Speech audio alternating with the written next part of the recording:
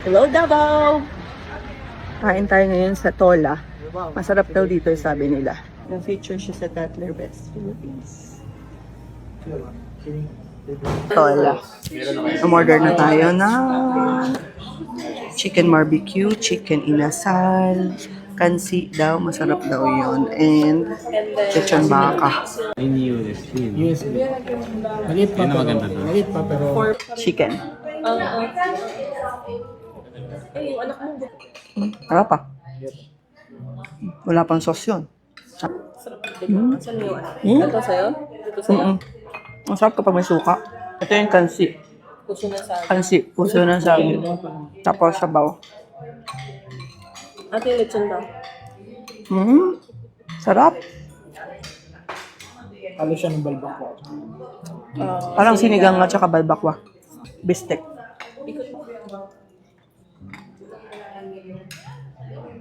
Ano to? Lechon baka. Masarap din yung atsara. Lechon baka. Lechon baka. Masarap. Sarap ng lechon baka. Tapos yung lechon baka ng... Ano nga yun? Yung lechon baka andox.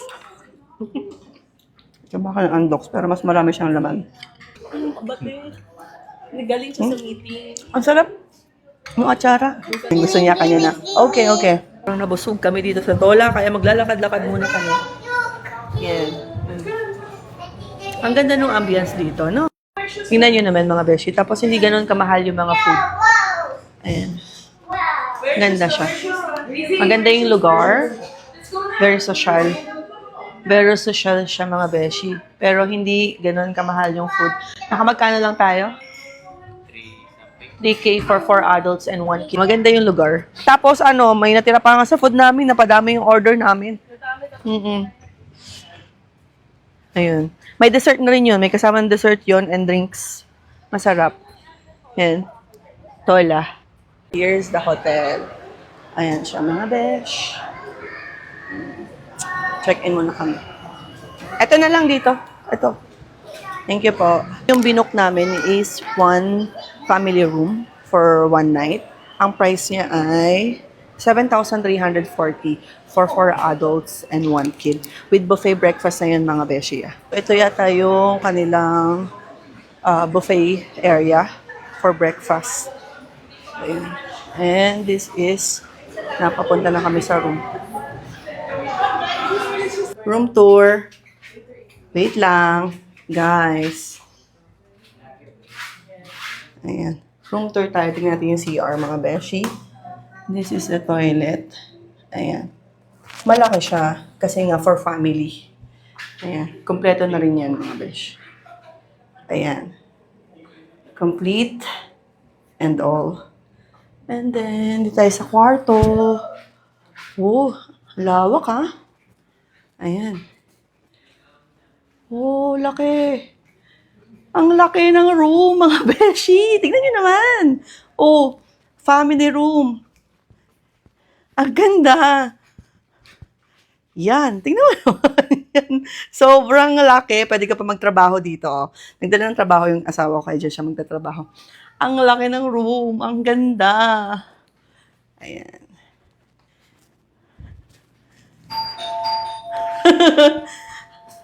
And we're done! Jack's Ridge, dito sa may Davao. Oh. Diba, lahat na pupunta nating magaganda. Overlooking daw dito eh. Let's see. Taclobo kami kakain for our dinner. Mainit na version ng Tagaytay. Ayan. My sister.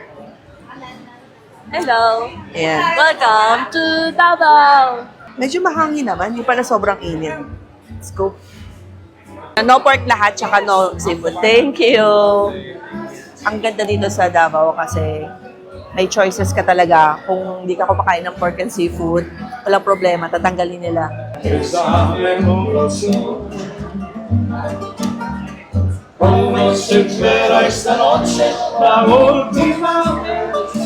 So pagtapos mong kumain, bumaba ka dito para matagtag yan dyan.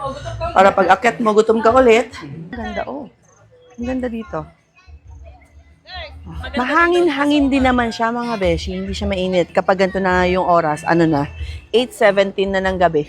Ito yung overlooking mga beshi. Nakikita mo sa cemetery. Asan? Cemetery yan. Huwag tayo tumingin dyan. Ah. Ba't dito nyo kami dinala sa cemetery? Kabila yung isa. Kinukwento ng kapatid ko, dito daw siya dinala ng kanyang future husband nung kanilang first date. Medyo madilim nga mga beshi. Talaga palang puntahan to ng mga ng mga lovers. Oo. Kung napunta kayo dito sa Davao at meron kayong girlfriend, dito yung dalhin. Ayan. Ganda, no? Very, very nice. Ang kanyang view. Dito daw siya dinala ng boyfriend niya. Sa dilim. Natakot daw siya ng konti. Pero dahil gwapo yung boyfriend niya, pinagkatiwalaan na niya. Sobrang lapit lang pala ang hotel namin sa People's Park tsaka sa may Dorian Museum. Kaya nilakad lang namin siya mga beshi. Ito lang siya, People's Park. Andun yung aming hotel, yung Apple View. Kung gusto nyo pumunta dito maglakad-lakad at naka-book kayo sa Apple View, punta kayo dito sa People's Park. Free lang ang pumunta dito sa People's Park. So kung mapapadaan kayo sa area, pasok kayo. Ayan siya. Okay na okay siya for kids mga beshi. Ayan, tingnan nyo naman yung anak ko at ang kanyang tita. Ito yung People's Park sa Davao City. Yan. Pag malapit nga kayo sa area, daan lang kayo. Free ba dito? Free? Oo. Free ang entrance dito.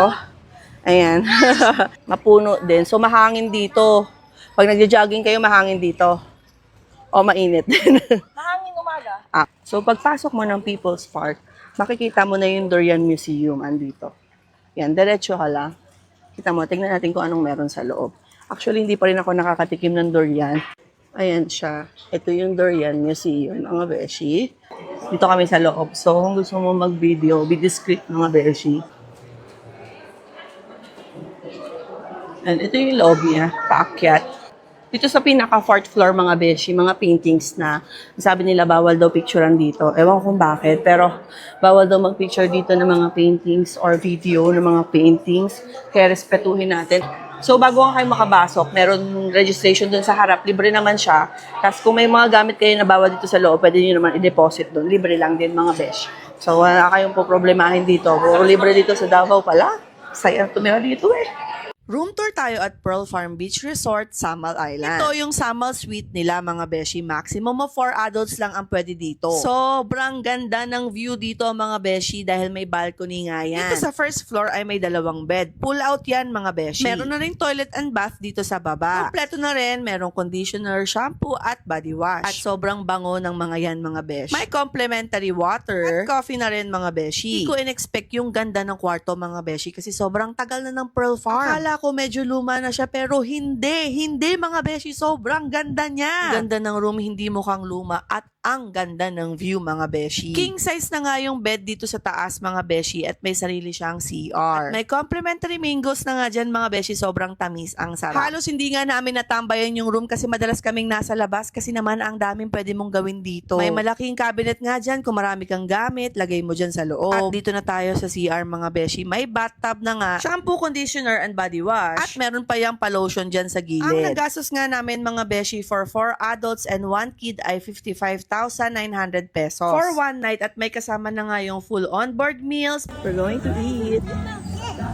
Once nag-book ka nga dito sa Pearl Farm Beach, mga beshi, meron ng assigned table para sa inyong family. Kahit maliit ka kumain, may reserved table para sa iyo, kaya walang problema. Isa sa pinaka nagustuhan ko dito sa Pearl Farm Beach Resort ay ang kanilang full on-board meals, mga beshi. Unlimited lahat, simula lunch, snacks, at dinner. At syempre ang buffet breakfast natin. Pagdating nga namin ng 11 o'clock, ay nag-antay lang kami dahil ang bukas ng lunch buffet ay 11:30. Until 2 p.m. yon, mga beshi. After nga kumain, ay nagpahinga muna kami sa aming mga rooms, nag-swimming at nag-ikot-ikot sa loob ng Pearl Farm Resort. Dahil meron na namang unlimited snack time at 4:30 to 5:30 p.m. Unlimited cheese sticks, dynamite, turon, pati na rin drinks available, mga beshi, alcoholic or non-alcoholic. At mag-open naman ang dinner buffet at 6:30 to 9:30 p.m. mga beshi. Kayo na lang talaga magsasawa sa pagkain. Isang dito. Lunch buffet nga lang ang available, so mamimili ka lang, mga beshi, kung pagdating mo ay magla-lunch ka na doon or kinabukasan bago ka umuwi. Ang pinili nga lang namin ay yung pagdating namin kumain na kami. At nag-late breakfast na lang kami kinabukasan. At kung hindi nga kayo kumakain ng pork at seafoods, pwede nyo sabihin yun upon booking. Para nga alam nila ahead of time. Ito yung Samal House. Ayan. Medyo cheaper to na konti. Ito na tayo papunta sa Mandea. house. Ito yung harap nila, mga beshi. And, May ano dyan ha? Buhaya. ayoko, baka may crocodile. Ayan, ito yung kabilang side naman, mga beshi. Ayan. Ang harap ng rooms dito ay swimming pool. Doon sa amin, ang harap ay dagat agad. Ito, pool muna and then dagat. Ito yung harap ng kanilang hotel. And you'll see ito yung mga rooms, yung mga bahay. And may pool doon sa gitna. Mga beshi, ito yung Mandaya houses. Ayan, ang ganda. Ang ganda. Mahal dito ano? Sa Mandaya. Mandaya, oo. Daya. Mas mahal. Ang alam kong pinakamahal. Mas mahal yung Samal Suite kumpara dito kasi wala nga siyang beach sa harap. Ito yung Mandaya na mga rooms, mga beshi, mga bahay. Ayan. And ito yung pool na malapit sa kanila. Ayan. Kung wala naman silang beach, meron silang pool. Ayan. Oh, ang ganda rin. Wala masyadong tao. Ayan.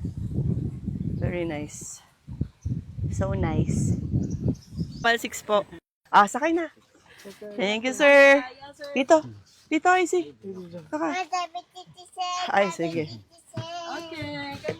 Okay, sobrang mapagod kami kaya nakisabay kami. Let's go. Hi, say hi, everyone. Ang dami mong pwedeng puntahan dito, mga beshi. Ang ganda ng lugar. Sobra. Tsaka exclusive talaga siya. Hi. Okay. Look at that view naman, mga beshi. Oh. Diba? Ang ganda. And papahatid tayo sa ating cabin. Ito yung mga rooms dito kami. Doon kami sa Samal 6. Ayan. We're here. Dito na tayo, no? Ay, hindi pa. Doon pa sa kabila. Tapos pag umakyat po dito, doon yan yung hilltop po. Malapit lang pala sa atin yung hilltop. Alright, we're here. Thank you po, sir. Salamat po. Ay, relax muna tayo. May tambayan sa... Baba. Ito yung beach sa harap ng Samal Suite, mga beshi. High tide ngayon, kaya medyo mataas yung tubig. May hagdanan nga from Samal Suite diretso dito sa beach. Ang rate nga ng Samal Suite for one night ay 55,900 for 4 adults. Free nga ang 5 years old and below. Ayun lang ulit. Thanks for watching. Follow for more. See you!